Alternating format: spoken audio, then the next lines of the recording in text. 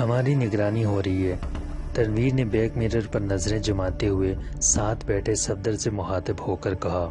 ہاں میں دیکھ رہا ہوں، صفدر نے سر ہلاتے ہوئے جواب دیا، اور پھر وہ اگلی سیٹ پر بیٹھی ہوئی جولیا کی طرف جھک گیا۔ مس جولیا، ہماری نگرانی ہو رہی ہے۔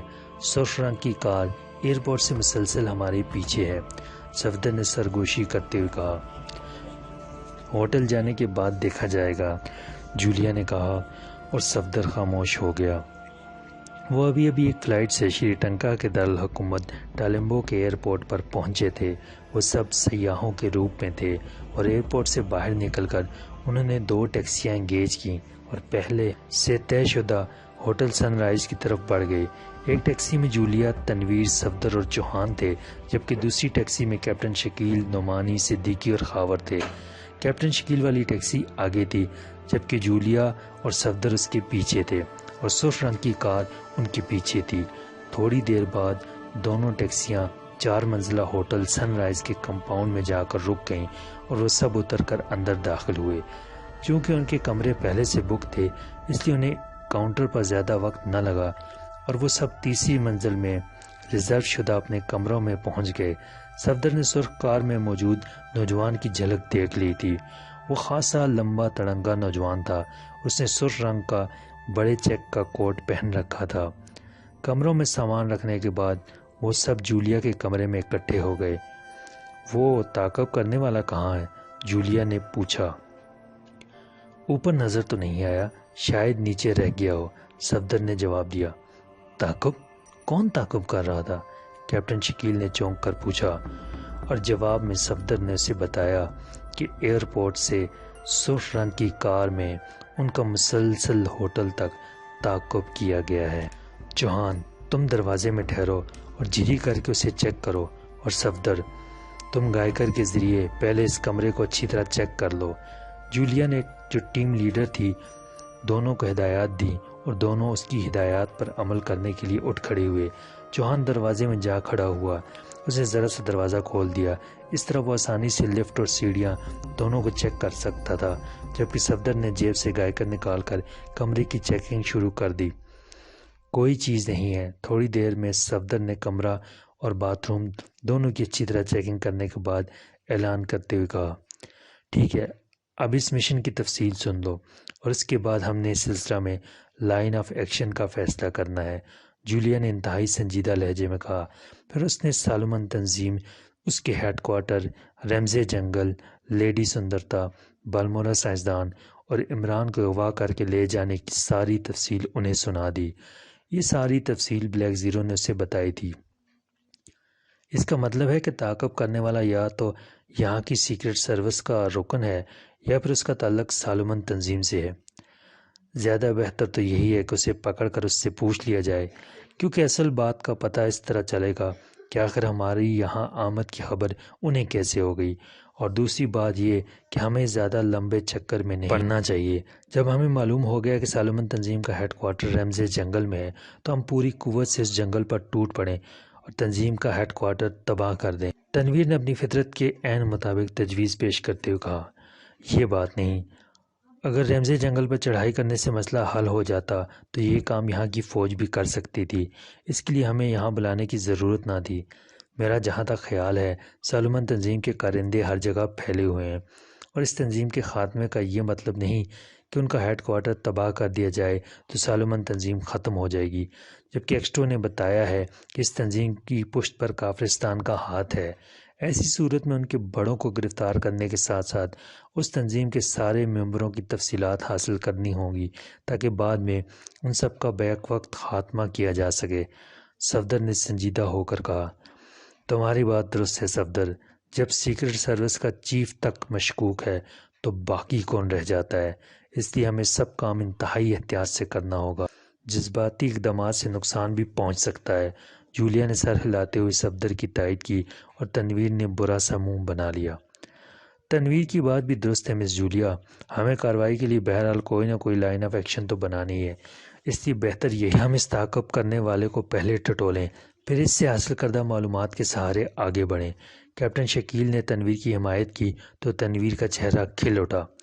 ٹھیک ہے، پہلے کوئی پرائیویٹ ٹھکانہ ڈھونڈ لیں، اس کے بعد اس تعاقب کرنے والے کو وہاں لے جا کر اس سے معلومات حاصل کر لیں، جولیا نے کہا، اور پھر اس نے ٹیلی فون کا ریسیور اٹھا لیا۔ مس جولیا، یہ بڑا ہوٹل ہے، اس کی اپنی ایکسچینج ہوگی، اس لیے بہتر یہی ہے کہ ٹیلی فون باہر سے کیا جائے، صفدر نے کہا۔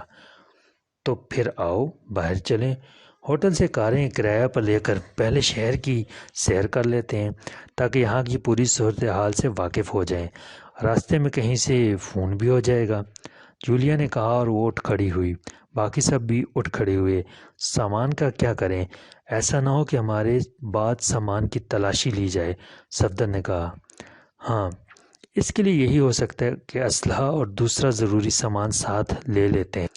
ٹھیک ہے، سب اپنا اپنا ضروری سامان لے کر نیچے ہال میں آ جائیں، وہاں کھانا بھی کھا لیں گے، اور اس دوران میں ہوٹل والوں سے کاروں کی بات چیت بھی کر لوں گی، جولیا نے کہا، اور سب نے اس بات میں سر ہلا دیے۔ تھوڑی دیر بعد وہ سب ہوٹل کے ہال میں بیٹھے کھانا کھانے میں مصروف تھے۔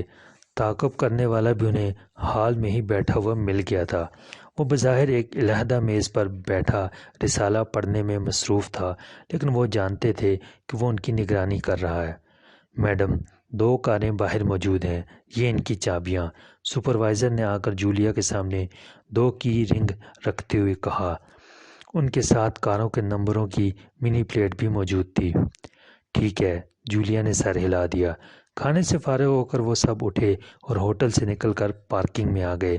کی رنگز کے ساتھ نمبروں کی پلیٹ کی مدد سے انہوں نے دونوں کاریں تلاش کیں، اور پھر چند لمحوں بعد دونوں کاریں ہوٹل کمپاؤنڈ سے باہر آ گئیں۔ ایک کار کی ڈرائیونگ سیٹ تنویر نے سنبھال لی، جولیا، صفدر اور کیپٹن شکیل اس میں تھے، جبکہ دوسری کار کی ڈرائیونگ سیٹ چوہان نے سنبھالی اور نعمانی، صدیقی، خاور اس میں سوار ہو گئے۔ سرخ کار اب بھی پیچھے ہے، صفدر نے کہا۔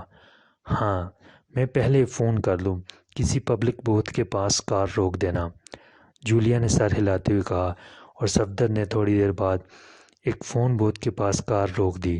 جولیا اتر کر فون بوتھ میں چلی گئی۔ یہ بات میری سمجھ میں نہیں آئی کہ ہمارے یہاں آنے کا علم یہاں والوں کو کیسے ہو گیا، جولیا کے جانے کے بعد کیپٹن شکیل نے کہا۔ ابھی پتہ لگ جائے گا، تنویر نے سر ہلاتے ہوئے جواب دیا۔ اس کی نظریں بیک میرر پر جمی ہوئی تھیں۔ سرخ رنگ کی کار تھوڑے سے فاصلے پر رکی ہوئی تھی اور ڈرائیونگ سیٹ پر وہی نوجوان نظر آ رہا تھا۔ چند لمحوں بعد جولیا فون بوتھ سے نکل کر واپس کار میں آ بیٹھی۔ سریندر روڈ پر کوٹھی نمبر 36 ہمارے لیے ریزرو ہے، وہاں 2 کاریں بھی ہیں اور باقی ضرورت کا سامان بھی، جولیا نے کار میں بیٹھتے ہوئے کہا۔ پہلے نقشے میں دیکھو کہ یہ سریندر روڈ کہاں پر ہے، صفدر نے کہا، اور جولیا نے ہوٹل کے کاؤنٹر سے لیا ہوا شہر کا نقشہ جیب سے نکالا اور اسے کھول کر چیک کرنے لگی۔ تھوڑی دیر بعد نہ صرف اس نے سریندر روڈ چیک کر لی بلکہ وہ جگہ بھی مارک کر لی جہاں اس وقت وہ موجود تھے۔ چلو پہلے اس کوٹھی میں چلیں، جولیا نے کہا، اور تنویر نے سر ہلاتے ہوئے کار آگے بڑھا دی۔ ارے، وہ سرخ رنگ کی کار تو وہیں رہ گئی، صفدر نے چونکتے ہوئے کہا۔ ہاں، اب وہ نظر نہیں آ رہی، جولیا نے سر ہلاتے ہوئے کہا۔ اس کا کیا مطلب ہو سکتا ہے؟ تنویر نے حیرت بھرے لہجے میں کہا۔ اس کا یہی مطلب ہو سکتا ہے کہ یہاں ہر اجنبی کی چیکنگ کی جاتی ہوگی، اور اب شاید انہیں یقین آ گیا ہو کہ ہم واقعی سیاح ہیں اور شہر کی سیر کو نکلے ہیں، جولیا نے چند لمحے خاموش رہنے کے بعد کہا۔ ہاں، بالکل یہی بات ہوگی، اس لیے وہ واپس چلا گیا، اس نے ہوٹل سے معلومات حاصل کر لی ہوں گی، تنویر نے سر ہلاتے ہوئے کہا۔ تھوڑی دیر بعد دونوں کاریں سریندر روڈ پر پہنچ گئیں۔ کوٹھی نمبر 36 خاصی بڑی اور وسیع کوٹھی تھی۔ کوٹھی کے اندر واقعی ضرورت کا سب سامان موجود تھا، 2 کاریں بھی موجود تھیں۔ یہ انتظام میرے خیال میں صدر مملکت کی طرف سے کیا گیا ہوگا، صفدر نے کہا۔ ہاں، باس نے کہا تھا کہ پرسنل سیکرٹری کو فون کر کے ہم تعاون لے سکتے ہیں، چنانچہ میں نے اسے فون کیا، انہوں نے پہلے یہ بندوبست کر رکھا تھا، جولیا نے سر ہلاتے ہوئے کہا۔ ٹھیک ہے، پھر ہوٹل سے سامان منگوا لیا جائے، اس کے بعد میرے خیال میں ہم میں سے 2 آدمی ریمزے جنگل کا چکر لگا آئیں تاکہ وہاں کی صحیح صورتحال سامنے آ جائے۔ اس کے بعد کوئی پروگرام بنایا جائے۔ جولیا نے کہا۔ وہ اس وقت کوٹھی کے بڑے کمرے میں بیٹھے تھے۔ پھر اس سے پہلے کہ اس پروگرام پر عمل کیا جاتا، باہر ہلکے ہلکے کئی دھماکے ہوئے اور وہ سب ان دھماکوں کی آوازیں سنتے ہی بری طرح چونکے۔ یہ کیا ہو رہا ہے؟ جولیا نے چونک کر کہا، لیکن دوسرے ہی لمحے انہیں تیز بو سی کمرے میں محسوس ہوئی۔ اوہ، یہ تو بے ہوش کرنے والی گیس کی بو ہے، صفدر نے اچھل کر کھڑے ہوتے ہوئے کہا، لیکن دوسرے ہی لمحے وہ لہرا کر منہ کے بل فرش پر بچھے ہوئے قالین پر گر گیا۔ یہی حشر دوسروں کا بھی ہوا۔ کوئی تو کھڑے ہونے کی کوشش میں نیچے گرا اور کئی کرسیوں پر بیٹھے بیٹھے ہی ڈھیر ہو گئے۔ وہ سب اس زود اثر گیس کا شکار ہو چکے تھے۔ چند لمحوں بعد باہر سے دوڑتے ہوئے قدموں کی آوازیں سنائی دیں اور پھر 10-12 افراد منہ پر گیس ماسک چڑھائے اندر داخل ہوئے۔ اوہ، یہ سب بے ہوش ہیں، انہیں اٹھا کر لے چلو، جلدی کرو، ایک نے گیس ماسک منہ سے ہٹا کر چیخ کر کہا، اور باقی افراد تیزی سے آگے بڑھے۔ انہوں نے بے ہوش پڑے ہوئوں کو اٹھا کر کاندھوں پر لادا اور پھر وہ سب کمرے سے نکل کر باہر آ گئے۔ پھاٹک کھلا ہوا تھا اور ایک لمبی سی وین گیٹ کے درمیان میں کھڑی تھی۔ ان سب کو وین میں ڈال دیا گیا اور پھر وین مڑی اور تیزی سے سڑک پر دوڑنے لگی۔ ان کو اغوا کر کے لے جانے والوں نے وین میں بیٹھنے سے پہلے ہی گیس ماسک اتار دیے تھے۔ ان سب کی آنکھوں میں فاتحانہ چمک تھی۔ عمران کی آنکھیں تو کھلی ہوئی تھیں، لیکن اس کا ذہن بالکل معاف سا ہو رہا تھا۔ اسے یوں محسوس ہو رہا تھا جیسے اس کا دماغ برف کے بلاک میں دفن کر دیا گیا ہو۔ جسم بھی شل اور مفلوج سا ہو رہا تھا۔ وہ کافی دیر تک لاشعوری کیفیات میں ڈوبا پڑا رہا اور پھر آہستہ آہستہ ذہن پر چھائی ہوئی برف پگھلنے لگی اور اس کا شعور جاگنے لگا، لیکن شعور کے بیدار ہونے کی رفتار بے حد سست تھی۔ پھر آہستہ آہستہ عمران کو سابقہ باتیں یاد آنے لگ گئیں کہ وہ کس طرح جنگل سے فرار ہو کر کیفے میں پہنچا تھا اور وہاں کرنل بشموری سے ملاقات کے بعد وہ اس کے ساتھ ایک عمارت میں آیا اور پھر صوفے کی پشت میں اس کا سر پھنس گیا اور وہ بے ہوش ہو گیا۔ اب ساری صورتحال اس پر واضح ہو گئی تھی۔ اس نے دیکھا کہ وہ ایک خاصے بڑے کمرے میں ایک اسٹریچر نما بیڈ پر لیٹا ہوا ہے۔ کمرہ خالی تھا۔ عمران نے اٹھنے کی کوشش کی، لیکن جسم نے اس کا ساتھ دینے سے انکار کر دیا۔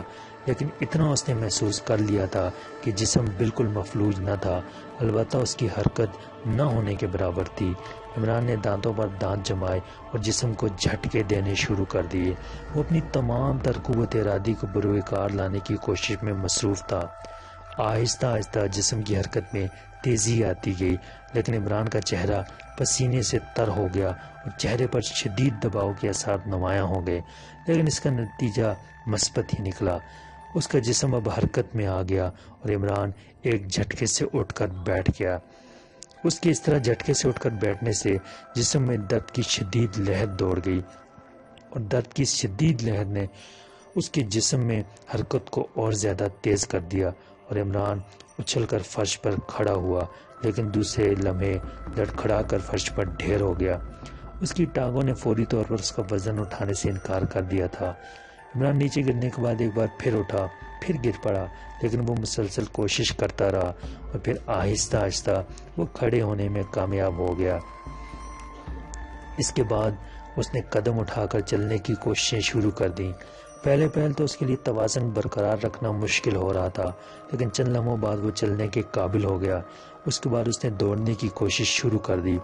اس جانکاہ مشقت کی وجہ سے اس کا پورا جسم پسینے سے تر ہو گیا، لیکن وہ اپنی بے پناہ قوت ارادی کے بل پر اپنی کوششوں میں مصروف رہا اور تھوڑی دیر بعد وہ کمرے میں بھاگنے کے قابل ہو گیا۔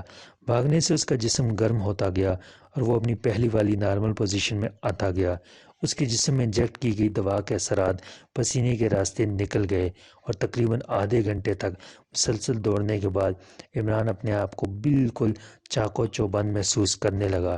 جب اسے تسلی ہو گئی کہ اب وہ مردہ حالت سے دوبارہ زندگی کی طرف لوٹ آیا ہے، تو وہ اب واپس اس اسٹریچر نما بیڈ پر آ کر بیٹھ گیا۔ اسی لمحے سامنے موجود لوہے کا بند دروازہ کھلنے کا احساس ہوا تو وہ بجلی کی تیزی سے اسٹریچر پر دوبارہ اسی طرح لیٹ گیا جس طرح آنکھ کھلتے وقت پڑا ہوا تھا۔ اس نے آنکھوں کو نیم وا کر لیا تھا۔ دروازہ کھلا اور دو آدمی اندر داخل ہوئے، جن میں سے ایک نے ڈاکٹروں جیسا سفید گاؤن پہن رکھا تھا جبکہ دوسرا مسلح تھا۔ اس کے ہاتھ میں اسٹین گن تھی۔ ڈاکٹر ایک ٹرالی دھکیلتا ہوا اسٹریچر کے پاس لے آیا۔ ٹرالی پر 2 بوتلیں اور انجیکشن لگانے کا سامان تھا۔ اس نے ٹرالی ساتھ روک کر انجیکشن تیار کرنا شروع کر دیا جبکہ مسلح آدمی خاموش کھڑا رہا۔ انجیکشن تیار کر کے ڈاکٹر نے ٹرالی کو ذرا سا ایک طرف ہٹایا اور عمران کے بازو کی طرف بڑھا تاکہ انجیکشن لگائے کہ اچانک عمران بجلی کی طرح تڑپا اور دوسرے لمحے وہ اچھل کر مسلح آدمی کے ہاتھ میں پکڑی ہوئی اسٹین گن چھین کر ایک طرف جا کھڑا ہوا۔ ڈاکٹر کے ہاتھ سے حیرت کے مارے سرنج گر پڑی۔ حیرت سے اس کی آنکھیں حلقوں سے باہر آ گئیں جبکہ وہ مسلح آدمی جس کے ہاتھ سے اسٹین گن چھینی گئی تھی یوں حیرت سے بت بنا عمران کو دیکھنے لگا جیسے اسے اپنی آنکھوں پر یقین نہ آ رہا۔ کیا مطلب؟ تم اس طرح حرکت کیسے کر سکتے ہو؟ ڈاکٹر کے منہ سے بے اختیار نکلا۔ میں اس طرح بھی حرکت کر سکتا ہوں، عمران نے دانت بھینچتے ہوئے کہا اور ساتھ اس نے ٹریگر دبا دیا۔ دوسرے لمحے اسٹین گن کی ریٹ ریٹ سے کمرہ گونجا اور دونوں لٹوؤں کی طرح گھومتے ہوئے فرش پر ڈھیر ہو گئے۔ گولیوں کی بارش نے ان دونوں کو چھلنی کر کے رکھ دیا تھا۔ عمران نے آگے بڑھ کر ٹرالی میں رکھی ہوئی بوتلیں اٹھا کر ان کے لیبل دیکھنے شروع کر دیے۔ اوہ، تو یہ لوگ مجھے ہمیشہ کے لیے مفلوج کر دینا چاہتے تھے، عمران نے بڑبڑاتے ہوئے کہا اور پھر تیزی سے دروازے کی طرف لپکا۔ اسی لمحے اسے باہر سے دوڑتے ہوئے قدموں کی آوازیں سنائی دیں، شاید فائرنگ کی آوازیں سن کر کوئی ادھر آ رہا تھا۔ عمران تیزی سے دروازے کی اوٹ میں رک گیا۔ دوسرے لمحے ایک لمبا تڑنگا نوجوان ہاتھ میں اسٹین گن اٹھائے اچھل کر اندر آیا۔ سامنے لاشیں دیکھ کر وہ ٹھٹکا ہی تھا کہ عمران کا ہاتھ حرکت میں آیا اور اسٹین گن کا بٹ پوری قوت سے اس کی کھوپڑی پر پڑا اور وہ اچھل کر منہ کے بل فرش پر گرا، لیکن نیچے گرتے ہی وہ بجلی کی سی تیزی سے تڑپا اور عمران نے اسے اس طرح کروٹ بدلتے دیکھ کر ایک لمبی چھلانگ لگائی اور وہ اس آدمی کی اسٹین گن کی فائرنگ سے بال بال بچ گیا۔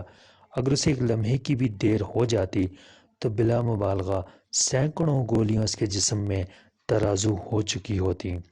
جواب میں عمران نے بھی اس پر فائر کھول دیا اور وہ نوجوان بھی ہاتھ پیر مارتا ہوا ڈھیر ہو گیا۔ عمران دانت بھینچے دروازے سے نکل کر گیلری میں آیا۔ گیلری خالی پڑی ہوئی تھی۔ گیلری سے نکل کر وہ ایک اور کمرے میں پہنچا، پھر اس کمرے سے ہوتا ہوا وہ ایک چھوٹی سی گیلری میں آیا جس کے اختتام پر سیڑھیاں اوپر کو جا رہی تھیں۔ عمران سیڑھیاں چڑھتے ہوئے اوپر پہنچ گیا۔ اب وہ ایک راہداری میں آیا۔ یہاں اس نے 3 مسلح افراد کو کھڑے دیکھا۔ وہ تینوں اس کی طرف پشت کیے ہوئے کھڑے تھے۔ عمران نے وہیں رک کر ادھر ادھر کا جائزہ لیا تو باقی عمارت سے خالی نظر آئی۔ عمران نے اسٹین گن سیدھی کی تھی کہ اسے راہداری کی دوسری طرف سے کسی کے بات کرنے کی ہلکی سی آواز سنائی دی۔ عمران احتیاط سے واپس پلٹ پڑا اور پھر وہ آہستہ آہستہ پیچھے ہٹتے ہوئے راہداری کے دوسرے سرے پر پہنچ گیا۔ ایک کمرے کا دروازہ جو تھوڑا سا کھلا ہوا تھا اور اندر سے باتوں کی آوازیں سنائی دے رہی تھیں۔ عمران نے فوراً ہی آواز پہچان لی۔ یہ کرنل بشمورے تھا جو کسی سے ٹرانسمیٹر پر باتیں کر رہا تھا۔ عمران نے جھیری میں سے جھانکا تو کرنل بشمورے کی دروازے کی طرف پشت تھی۔ اس کے علاوہ اور کوئی آدمی کمرے میں نہ تھا۔ عمران نے بڑی احتیاط سے دروازے کو دبایا تو اس کا ایک پٹ کھل گیا اور پھر وہ سانپ جیسے انداز میں اندر رینگ گیا، کیونکہ وہ زیادہ دیر راہداری میں نہ رک سکتا تھا ورنہ وہ 3 آدمی کسی بھی وقت اسے چیک کر سکتے تھے، اور چونکہ عمران کی اس طرف پشت ہوتی اس لیے وہ اسے آسانی سے ہٹ کر سکتے تھے۔ اندر پہنچ کر عمران سائیڈ میں ہو کر کھڑا ہو گیا۔ عمران نے اس قدر احتیاط کی تھی کہ کرنل بشمورے کو آہٹ بھی نہ ہوئی، ویسے بھی وہ ٹرانسمیٹر کال میں پوری طرح مصروف تھا۔ عمران نے آہستہ سے دروازہ دوبارہ بند کر دیا۔ ٹھیک ہے کنگ کوبرا، تم ان کی طرف سے پوری طرح محتاط رہنا، میں خود آ کر ان سے بات چیت کروں گا، اس کے بعد ان کی قسمت کا فیصلہ کریں گے، اوور۔ کرنل بشمورے کہہ رہا تھا۔ لیکن بات چیت کا فائدہ ہی کیا ہے؟ وہ اس وقت گیس کے اثر ایسے بے ہوش پڑے ہوئے ہیں، میں انہیں گولیوں سے بھون کر جنگل میں دفن کر دیتا ہوں، اس کے بعد ان کی لاشیں تک نہیں ملے گی، کیا ضرورت ہے رسک لینے کی، اوور۔ دوسری طرف سے کنگ کوبرا کی آواز سنائی دی، ایسا نہ کرنا، علی عمران میری قید میں ہے، میں نے اپنے آدمی کو تو کہہ دیا ہے کہ وہ عمران کی گمشدگی کے متعلق پاکیشیا سے مجھے رپورٹ بھیجے، لیکن اس کے باوجود میں ان سے بھی علی عمران کے بارے میں پوچھ گچھ کرنا چاہتا ہوں تاکہ مجھے پوری طرح اندازہ ہو سکے کہ پاکیشیا والے عمران کی گمشدگی کے متعلق کس قدر جانتے ہیں، اوور۔ کرنل بشمورے نے کہا، آپ علی عمران کو بہت زیادہ اہمیت دے رہے ہیں، اوور۔ کنگ کوبرا نے ایسے لہجے میں جواب دیا جیسے اسے کرنل بشمورے کی یہ بات توہین آمیز لگی ہو۔ تم نہیں جانتے کنگ کوبرا، میں جانتا ہوں، بہرحال تم انہیں میرے آنے تک بے ہوش ہی رکھنا، پھر میں خود ہی پوچھ گچھ کر لوں گا، وہ پاکیشیا سیکرٹ سروس کے رکن ہے، ان سے عمران کی گمشدگی کے متعلق صحیح رپورٹ مل جائے گی، اوور۔ کرنل بشمورے نے کہا، ٹھیک ہے، اوور، دوسری طرف سے کہا گیا، اور اس کے ساتھ ہی کرنل بشمورے نے اوور اینڈ آل کہہ کر ٹرانسمیٹر کا بٹن آف کر دیا۔ ان سے پوچھنے کی کیا ضرورت ہے کرنل، میں خود اپنے متعلق رپورٹ دینے حاضر ہوں، عمران نے انتہائی سرد لہجے میں کہا، اور عمران کی آواز سن کر کرنل بشمورے یوں اچھل کر مڑا جیسے اس کی پشت پر کسی نے پوری طاقت سے کوڑا مارا۔ تم اور یہاں اس حالت میں؟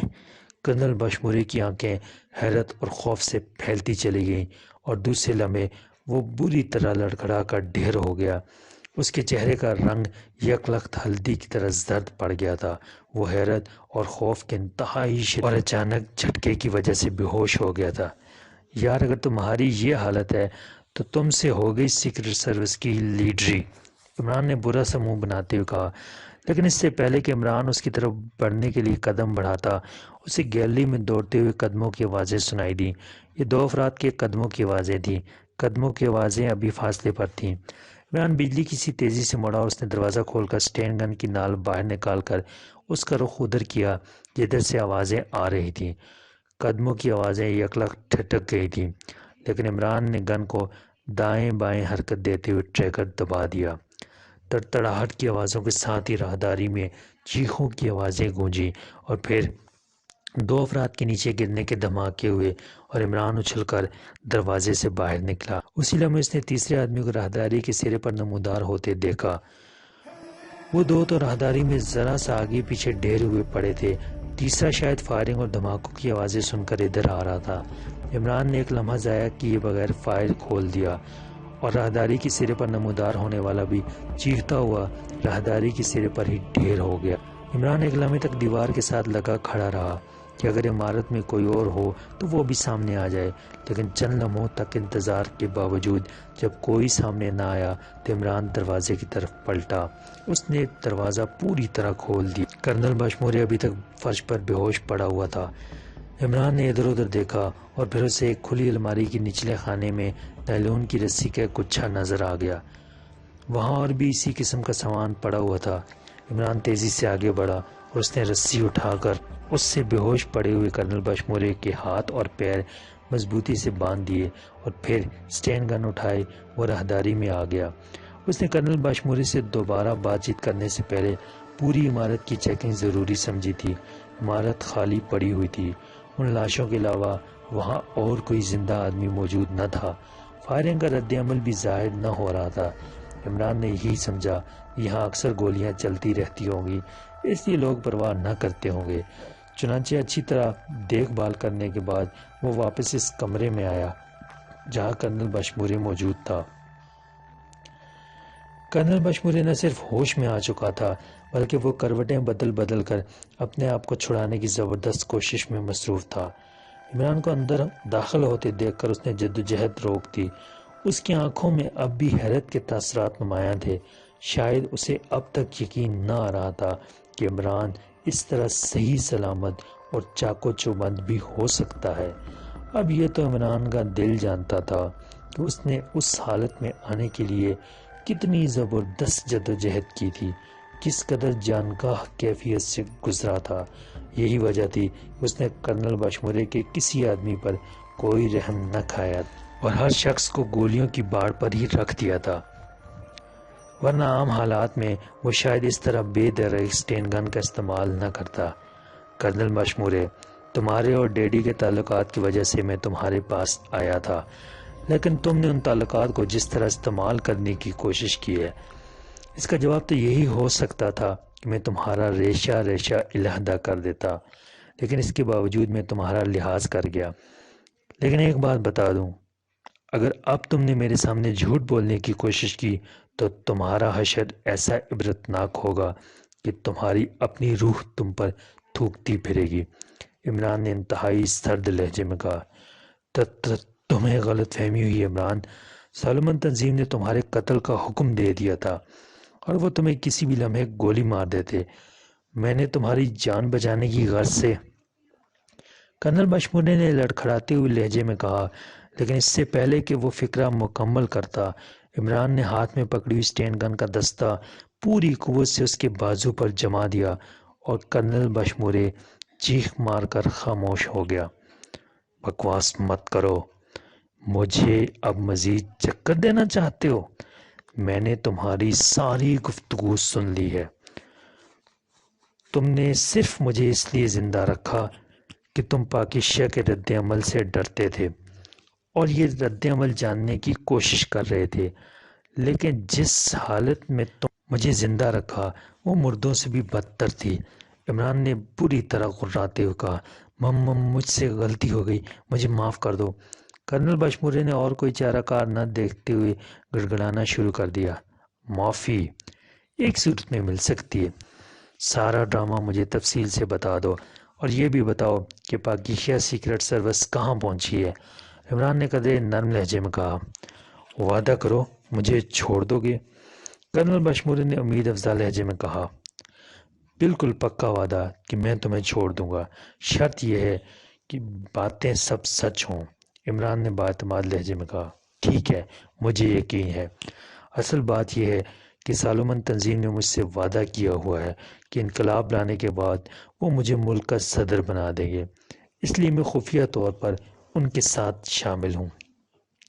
میرا بھائی سجاورے کمانڈر ان چیف ہے، لیکن وہ موجودہ حکومت کا حامی ہے۔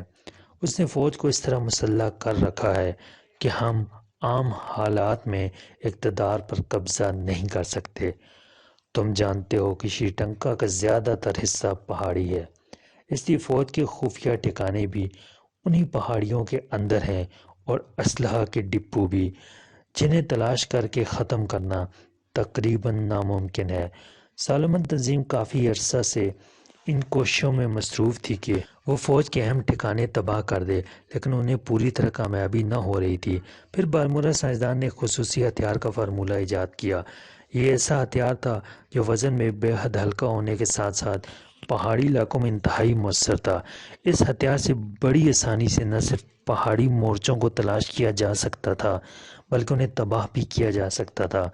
چنانچہ سالمن تنظیم نے اس فارمولے کو حاصل کرنا چاہا، لیکن بالمورا بے حد ضدی نوجوان ہے۔ فارمولہ اس کے ذہن میں ہے، کسی کاغذ پر اس نے اسے منتقل نہ کیا تھا۔ چنانچہ اسے لالچ دیے گئے، دھمکیاں دی گئی، لیکن وہ ٹس سے مس نہ ہوا۔ پھر ایک روز پتہ چلا کہ میری بھتیجی جو کہ سجاورے کمانڈر ان چیف کی بیٹی ہے، بالمورا اس سے دل ہار بیٹھا ہے، لیکن سندرتا بے حد عجیب و غریب لڑکی ہے۔ چنانچہ اس نے اسے بری طرح جھڑک دیا، جس پر بالمورا کے دل میں سندرتا کو پامال کرنے کی ضد آ گئی۔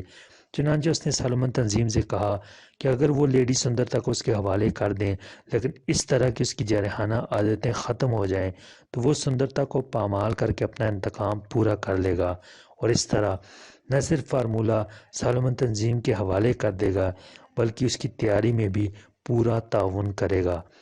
لیکن اب مسئلہ یہ تھا کہ لیڈی سندرتا کمانڈر ان چیف کی بیٹی اور میری بھتیجی تھی، میں اسے اس طرح پامال نہ ہونے دے سکتا تھا، اور دوسری بات یہ کہ سجاورے کو اگر بھنک بھی پڑ جاتی کہ سندرتا کے ساتھ یہ کچھ ہو رہا ہے تو وہ پھٹ پڑتا اور پھر وہ پوری فوجی قوت سالمن تنظیم کے خلاف جھونک دیتا۔ چنانچہ ہم نے ایک لمبا پلان بنایا، بالمورا کا فرضی اغوا پاکیشیا میں ظاہر کیا، اور پھر میں نے لیڈی سندرتا کو اکسایا کہ وہ بطور سیکرٹ ایجنٹ بالمورا کی تلاش کے لیے پاکیشیا جائے، لیکن سجاوری نے اس کی مخالفت کی۔ شاید اس کے کان میں بالمورا کی بھنک پڑ گئی تھی، لیکن لیڈی سندرتا تیار ہو گئی، چنانچہ وہ پاکیشیا پہنچ گئی۔ اسے چونکہ تمہارے ڈیڈی اور میرے تعلقات کا علم تھا، اس لیے اس نے خود تجویز پیش کی کہ میں ان کے پاس رہوں گی، لیکن میں سر رحمان کی عادتیں اچھی طرح جانتا ہوں، اس لیے ان کی نسبت میں نے یہی بہتر سمجھا کہ اسے تمہارے پاس بھیج دیا جائے۔ ادھر میں نے کنگ کوبرا کو اطلاع کر دی۔ پلان یہ تھا کہ سندرتا کو وہاں سے جبراً اغوا کر کے خفیہ طور پر شری ٹنکا لایا جائے۔ چنانچہ اس پلان پر عمل ہوا۔ پاکیشیا میں شری ٹنکا کے سفارت خانے کو میں نے بطور چیف سیکرٹ سر ہدایات دیں، لیکن بٹھاکر سے یہ حماقت ہوئی کہ وہ تمہیں بھی ساتھ ہی اغوا کر لایا۔ اب مجھے معلوم تھا کہ تمہاری گمشدگی سے سر رحمان پاگل ہو جائیں گے اور وہ پوری قوت سے شری ٹنکا پر چڑھ دوڑیں گے، یا سیکرٹ سروس کا چیف ایکسٹو حرکت میں آ جائے گا۔ اس لیے میں نے صحیح صورتحال کے جائزے تک تمہیں مفلوج حالت میں زندہ رکھنے کا فیصلہ کیا، لیکن نہ جانے تم کس طرح ٹھیک ٹھاک حالت میں میرے سر پر پہنچ گئے اور میرے آدمیوں کو کیا ہوا۔ کرنل بشمورے خاموش ہو گیا۔ بس ابھی سے خاموش ہو گئے ہو؟ اس کا مطلب ہے تم نے اپنی حقیقی بھتیجی کو از خود پامال ہونے کے لیے بالمورا کے حوالے کرنے کا فیصلہ کیا ہے؟ کیا واقعی اقتدار کی خاطر تم بے غیرتی کی اس انتہا تک جا سکتے ہو؟ عمران نے دانت پیستے ہوئے کہا، نہیں عمران، میں بے غیرت نہیں ہوں۔ سندرتا مجھے اپنی سگی بیٹیوں سے بھی زیادہ عزیز ہے۔ جہاں بالمورا اور سندرتا کو رکھا جائے گا وہاں ہمارے خاص آدمی پہرا دیں گے۔ ان کو ہدایات ہی یہی دی گئی ہیں کہ وہ بالمورا کو لیڈی سندرتا کے جسم تک نہ پہنچنے دیں۔ ہم نے مخصوص انجیکشن لگا کر صرف اس کی جرحانہ فطرت کو کنٹرول کیا ہے۔ اس طرح بالمورا مطمئن ہو جائے گا۔ اس کے ساتھ شرط یہی ہے کہ وہ لیڈی سندرتا کو پامال اس وقت کر سکے گا جب وہ فارمولہ ہمارے حوالے کر دے گا، اور پھر جیسے ہی وہ فارمولہ ہمیں ملے گا لیڈی سندرتا کو جبراً اس سے علیحدہ کر دیا جائے گا۔ اس کے بعد ہپناٹزم کے ذریعے اس کے ذہن کو کنٹرول کر کے اس کے ذہن سے یہ واقعات صاف کر دیے جائیں گے۔ اس طرح وہ بالکل نارمل رہے گی اور اسے علم ہی نہ ہو سکے گا کہ اس کے ساتھ کیا ہوا۔ بالمورا کو قید کر لیا جائے گا، اور جب فارمولہ کا کامیاب تجربہ ہو جائے گا تو بالمورا کو پاکیشیا لے جا کر گولی مار دی جائے گی اور اس کی لاش کسی سڑک پر پھینک دی جائے گی۔ یہ ہمارا منصوبہ ہے۔ کرنل بشمورے نے اس بار باعتماد لہجے میں کہا۔ اس کا لہجہ ایسا تھا کہ عمران کو یقین کرنا پڑا۔ تم سے بڑا احمق شاید ہی میری نظروں سے کبھی گزرا ہو کرنل۔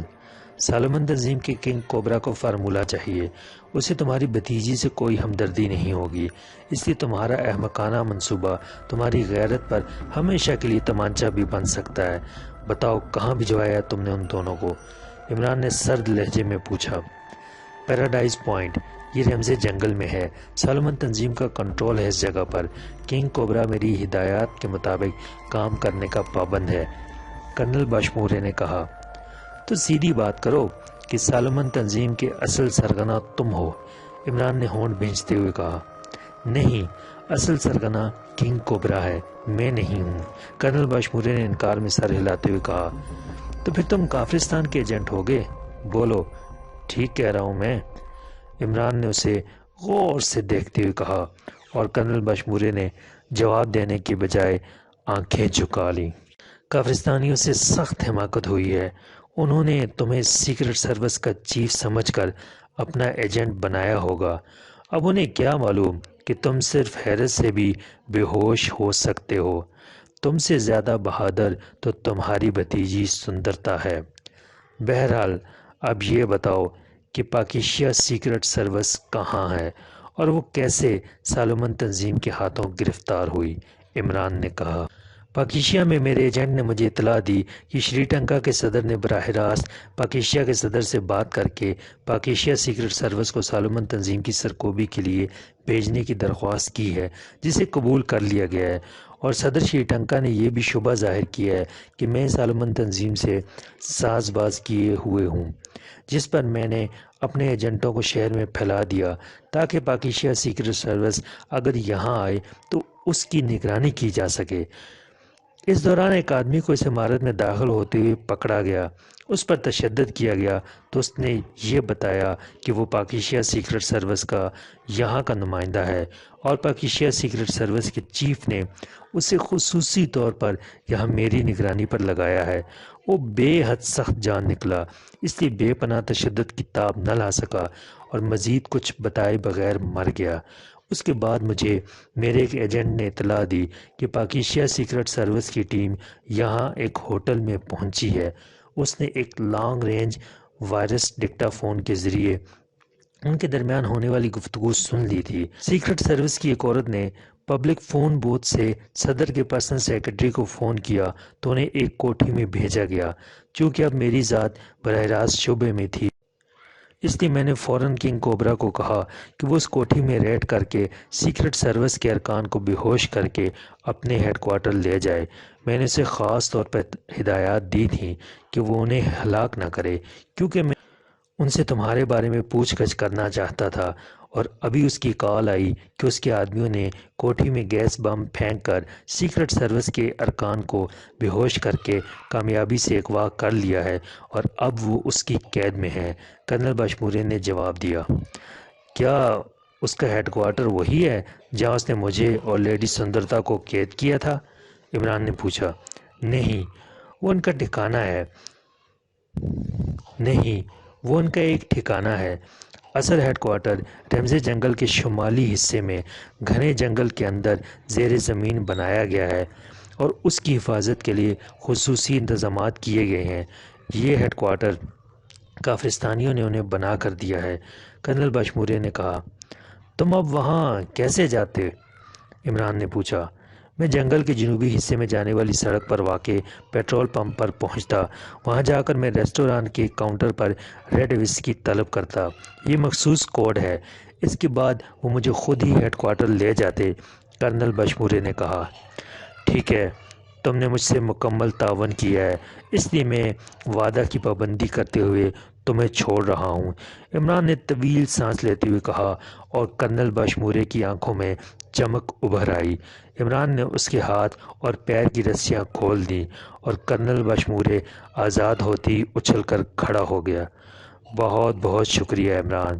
کرنل بشموری نے مسکراتے ہوئے اپنے سینے پر ہاتھ رکھ کر تعظیمی انداز میں جھکتے ہوئے کہا، لیکن دوسرے لمحے جیسے ہی وہ سیدھا ہوا، اس کے ہاتھ میں ایک چپٹا سا ریوالور ایک لمحے کے لیے چمکا، دوسرے لمحے چٹ کی آواز گونجی، اور عمران چیخ مار کر بری طرح اچھلا اور پھر دھڑام سے پشت کے بل فرش پر گر گیا۔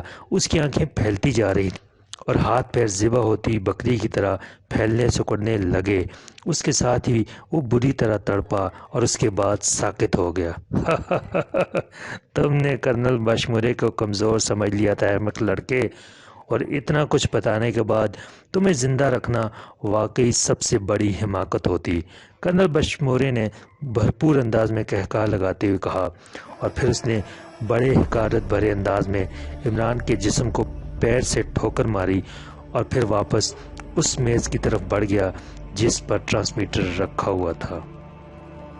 لیڈی سندرتا کی آنکھیں کھلیں تو اسے یوں محسوس ہوا جیسے اس کا جسم بادلوں میں تیرتا پھر رہا ہو، بالکل ہلکا پھلکا اور روح کی طرح لطیف۔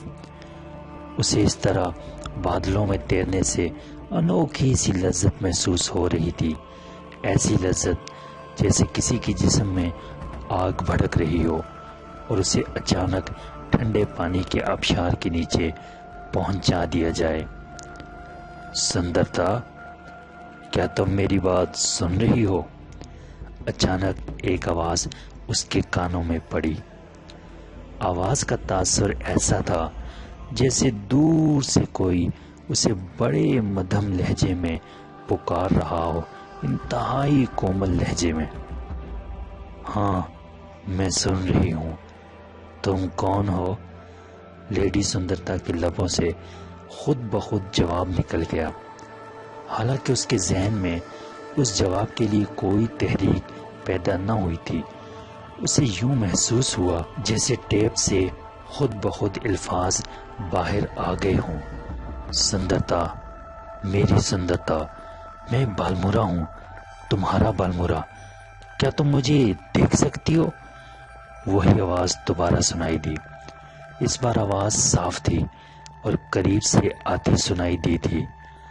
بالمورا کے لفظ نے اس کے ذہن میں پہلی بار ہلکی سی تحریک پیدا کی، اور پھر اس کی آنکھوں کے آگے چھائی ہوئی دھند آہستہ آہستہ چھٹنے لگی۔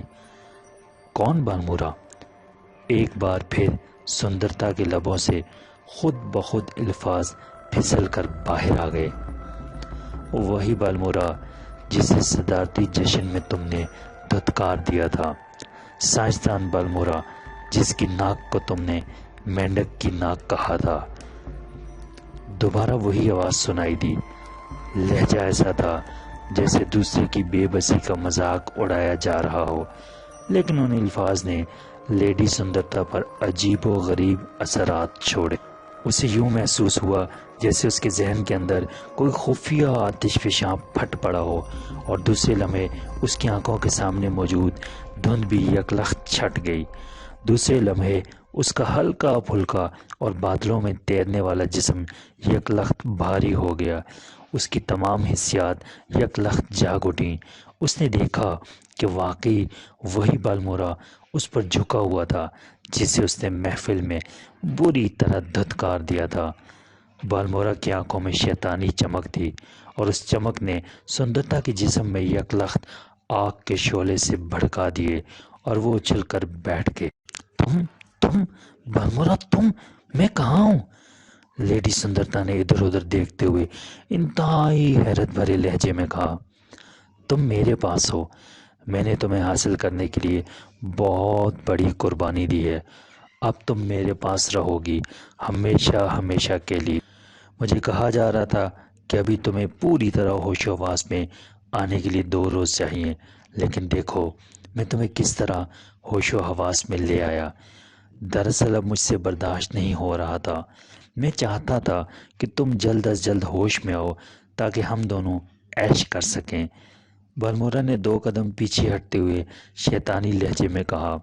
اس کی آنکھوں میں بے پناہ چمک تھی، اور چہرے پر مسرت کے ابشار سے دوڑنے لگے۔ اوہ، یہ تم کیا کہہ رہے ہو؟ لیڈی سندرتا نے ہونٹ کاٹتے ہوئے کہا، اور پھر اس سے پہلے کہ بالمورا کوئی جواب دیتا، دروازہ کھلا اور 3 مسلح افراد اندر داخل ہوئے۔ چوتھا آدمی غیر مسلح تھا، لیکن اس کے ہاتھ میں ایک بیگ تھا۔ ارے یہ کیا؟ لیڈی صاحبہ تو ٹھیک ٹھاک بیٹھی ہوئی ہیں، لیٹ جائیے، پلیز لیٹ جائیے، ابھی آپ کی طبیعت ٹھیک نہیں ہے، اگر ری ایکشن ہو گیا تو آپ کی موت بھی واقع ہو سکتی ہے۔ بیگ والے نے، جو اپنے سفید گاؤن اور چہرے مہرے سے ڈاکٹر لگ رہا تھا، بے اختیار چیختے ہوئے کہا، اور بیگ نیچے رکھ کر وہ تیزی سے لیڈی سندرتا کی طرف لپکا اور اسے واپس بیڈ پر لیٹانے کی کوشش کرنے لگا۔ کیا کر رہے ہو؟ خامخواہ ہٹو! لیڈی سندرتا نے اسے زوردار جھٹکا دیتے ہوئے کہا، اور ڈاکٹر اچھل کر 2 قدم پیچھے جا کھڑا ہوا۔ اسے لٹاؤ، میں اسے انجیکشن لگاتا ہوں، ڈاکٹر نے چیخ کر مسلح افراد سے کہا، اور مسلح افراد سٹین گنیں لیے تیزی سے لیڈی سندرتا کی طرف بڑھے۔ خبردار، اگر حرکت کی تو گولی مار دیں گے۔ وہ تینوں ہی بجلی کی تیزی سے لیڈی سندرتا پر جھپٹ پڑے۔ لیڈی سندرتا نے اچھل کر نیچے اترنا چاہا، لیکن وہ اپنا توازن برقرار نہ رکھ سکی، اور نیچے اترنے کی کوشش میں نیچے واپس بیڈ پر گر پڑی، اور تینوں نے اسے بری طرح چھاپ لیا۔ لیڈی سندرتا نے انہیں ہٹانے کی کوشش کی، لیکن اسی لمحے ڈاکٹر نے بجلی کی سی تیزی سے بیگ کھولا اور ایک سرنج نکال کر تیزی سے اس کے بازو میں اس کی سوئی اتار دی، اور دوسرے لمحے لیڈی سندرتا کو وہی پہلی سی کیفیات محسوس ہونے لگیں۔ اس کا جسم یکلخت ہلکا پھلکا ہو گیا اور ذہن پر دوبارہ بادل سے چھانے لگے۔ اس کی آنکھیں خود بخود بند ہو گئیں۔ اوہ، یہ کیا ہوا؟ یہ اس طرح ہوش میں کیسے آ گئی؟ یقیناً کوئی خاص ہی ری ایکشن ہوا ہے۔ ڈاکٹر کی آواز سنائی دی۔ سندرتا کو آواز دور سے آتی محسوس ہونے لگی تھی۔ میں نے اسے ہوش دلایا ہے، میں نے اسے پکارا تو یہ ہوش میں آ گئی، بالمورا کی آواز سنائی دی۔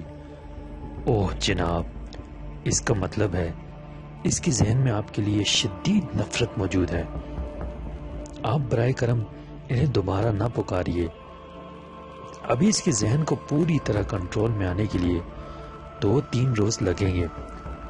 لیڈی سندرتا کی قوت ارادی عام عورتوں سے 1000 گنا زیادہ طاقتور ہے، اس لیے اس پر دوا کا اثر بہت آہستہ ہو رہا ہے۔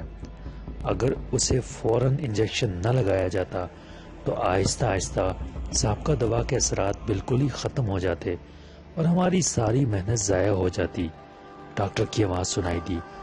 لیڈی سندرتا کے کانوں میں آواز تو پڑ رہی تھی، لیکن آہستہ آہستہ آواز مدھم ہوتی جا رہی تھی۔ مجھ سے اب برداشت نہیں ہو سکتا، میں اسے اسی حالت میں ہی پامال کر دوں گا۔ بالمورا کی مدھم سی آواز سنائی دی، لیکن بالمورا کی آواز نے لیڈی سندرتا کے ذہن پر ایک بار پھر سخت ری ایکشن کیا اور اس کا ڈوبتا ہوا ذہن دوبارہ بیدار ہونے لگ گیا۔ دھند پھر آہستہ آہستہ چھٹنے لگی تھی۔ سوری جناب، باس کا حکم ہے کہ آپ ان کی اجازت کے بغیر لیڈی سندرتا کے جسم کو ہاتھ نہیں لگا سکتے، ایک اور سخت سی آواز سنائی دی۔ لیکن یہ کب پوری طرح ہوش میں آئے گی؟ میں کب تک انتظار کروں؟ بالمورا کی آواز سنائی دی۔ اب لیڈی سندرتا کا ذہن دوبارہ پوری طرح بیدار ہو چکا تھا۔ انجیکشن کا اثر بالمورا کی باتوں نے ختم کر دیا تھا اور لیڈی سندرتا کے جسم میں شدید غصے کی لہریں سی دوڑنے لگ گئی تھیں۔ وہ ذہنی طور پر ساری صورتحال سمجھ گئی تھی۔ جناب، صرف 2 روز اور انتظار کر لیجئے، اس کے بعد اس کا یہ ذہن پوری طرح کنٹرولڈ ہو جائے گا، اس کے بعد یہ آپ کے اشاروں پر ناچے گی۔ ڈاکٹر کی آواز سنائی دی۔ اوکے، میں 2 روز اور انتظار کر لیتا ہوں، بالمورا نے طویل سانس لیتے ہوئے کہا، اور اس کے بعد قدموں کی آوازیں باہر کی طرف جاتی سنائی دی اور پھر دروازہ بند ہونے کی آواز سنائی دی۔ لیڈی سندرتا نے دروازہ بند ہونے کی آواز سنتے ہی آنکھیں کھول دیں۔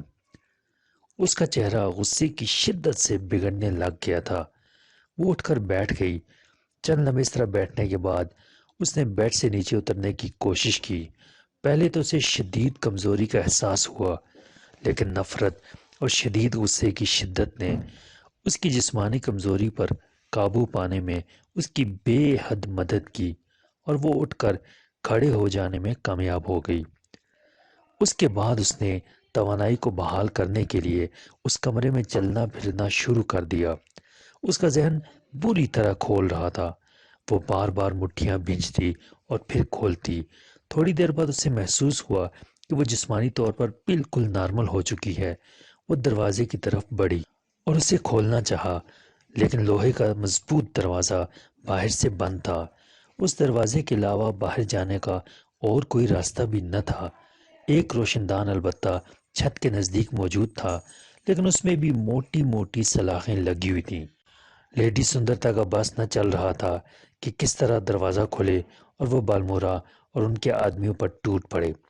ایک بار اسے خیال آیا کہ وہ دروازے پر مکے برسانے شروع کر دے، لیکن پھر اس نے اپنے آپ کو روک لیا۔ اسے خیال آ گیا تھا کہ اگر اس نے ان لوگوں پر ظاہر کر دیا کہ وہ پوری طرح ہوش میں آ گئی ہے تو وہ اسے دوبارہ کسی گیس کی مدد سے بے ہوش کر کے پھر کہیں زیادہ طاقت کا انجیکشن لگا دیں گے اور وہ بے بس ہو جائے گی۔